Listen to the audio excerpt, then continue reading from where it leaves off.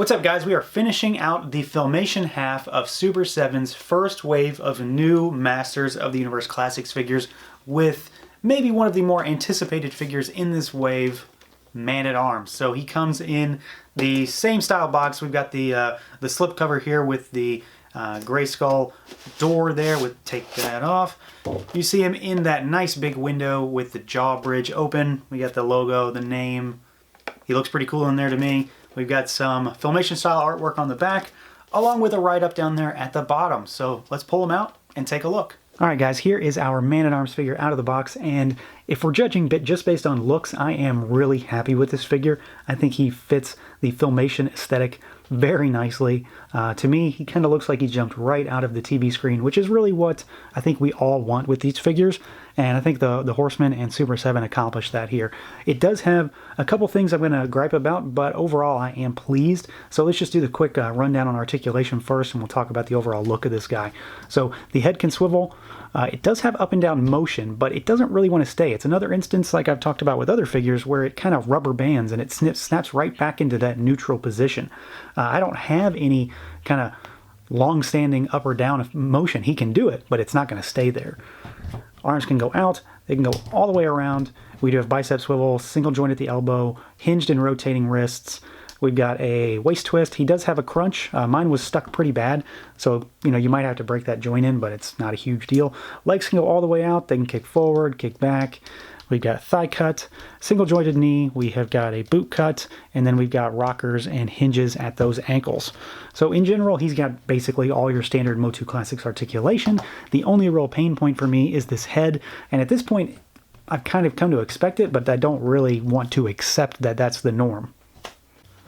Now, as far as the sculpt on this figure goes, I think for the most part, they really nail it. The overall armor design is really nice. It's another instance where it is a quote-unquote removable piece of armor, because it does have the pegs on the back like we see with many other Motu Classics figures, but it's not removable. It's glued shut. At least it is on mine. And that's fine. I'm not going to take it off anyway, but all the other pieces are sculpted onto the figure, and I think they look really good. They look very cartoon accurate. They're very simplistic, but they still have some depth and some sculpted detail to them. I, of course, really dig the like the face guard piece that he has there, and then the helmet is sculpted as well. So you've got those ridges that run along the back of the helmet. Of course, the big area is the face. This is a shining example of how the Horseman can nail a Filmation style face. If Tila's the example of maybe not so great, Man-at-Arms is another example of when they really nail it quite well. I think this looks like a very good interpretation of Man-at-Arms. He looks again like he jumped right out of the TV. I dig the paint applications on it. The eyes are straight. The white is white, the blacks are blacks, and that mustache is very brown, and I'm very happy with that. Where I do have a gripe in terms of paint, though, is on the orange paint on the arms and on the ridges on the helmet. So the big problem is that, and I don't know if it's really going to show up too well on camera. I've tried to get this to show up, and it just doesn't really want to. This needs another coat of paint. It is to the point where I can see green. The more I look at it, I can see green underneath that armor pretty much at every pass. And it's on both arms, and I can see blue underneath the stripes on the helmet. So where they should have added another coat of paint, they really didn't, I guess. That's my assumption here. The boot pads, the shin pads down here, they look fine. I don't have any issues there. Paint looks good. It's nice and thick orange color.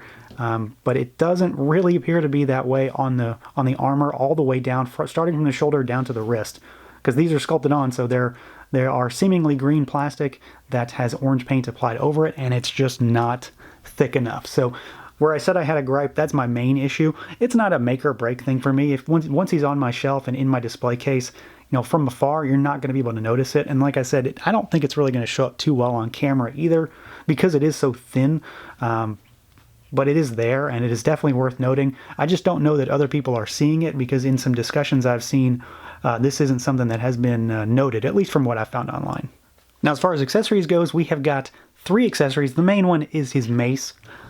So we've had this in various forms in Classics already. This is obviously a very dumbed down, very simplistic Filmation version, and unfortunately I have the same paint issue here that I do on the armor. The kind of ridge that goes around the top of the club, it is spotty. You can see various dark colors all over it. I don't know if it's going to show up too well again on camera, but it's definitely there. The rest of the mace seems okay. So again, it's kind of a thing where it doesn't really bug me too much, but it's something that I have to note because it's definitely an issue. It's just not something that is killing me. Now, he does have other accessories, and they are a little more in-depth, I guess, than this kind of simplistic club. So we've got this gun, which I think is practically kind of weird. It's a two-handed gun. He can hold it just fine in both hands to kind of put it in front of his chest. It's got a lot of sculpted detail on it. It's just kind of a flat gray. Paint is fine on this. I don't have any issues here. It's very Filmation inspired just because it's a flat gray kind of monotone color.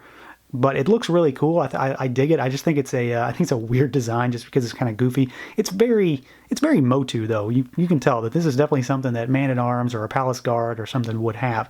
In addition to that though, my favorite accessory that this guy comes with is something that we really don't see very often in this line. Off the top of my head, the only other one that I can think of, and I'm probably wrong in that it's the only one, but the only other one I can think of right off the bat is the piece that comes with the unnamed one, and that would be an actual effect piece. So Man-at-Arms is known for having kind of wrist blasters, and you may or may not have seen while I was moving him around, he has holes in his, at the end of the armor on the forearms, and they're on both arms. So you can use this on either. And basically this guy just plugs right in. I do think it's kind of sculpted a little weird.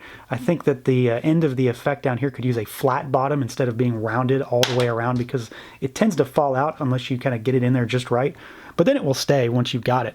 And it's actually pretty long. Like, you know, that's a decent size effect piece. And it's very much a Man-at-Arms thing because he did use his wrist blasters quite a bit. I believe he had other effects that he could do as well, other kind of blasts. But this is very cool piece to get. I really like it. And this was kind of one of the things I was looking forward to the most is this effect, just because of how different it is for Man-at-Arms and how different it is for the line. Because like I said, I don't think we have very many of these. You know, of course, now that I've got it, I'm kind of drawing a blank.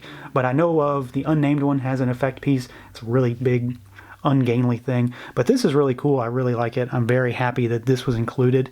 It just makes for a more dynamic figure when you can have him actually utilizing his blaster. And of course we have to do this. We have to compare the new Filmation to the original Classics Man-at-Arms. And there's obviously a humongous difference in here just from level of detail and the overall look of the figures because the vintage Man-at-Arms figure wasn't exactly accurate to the cartoon. And then of course there's 2000X elements that are involved.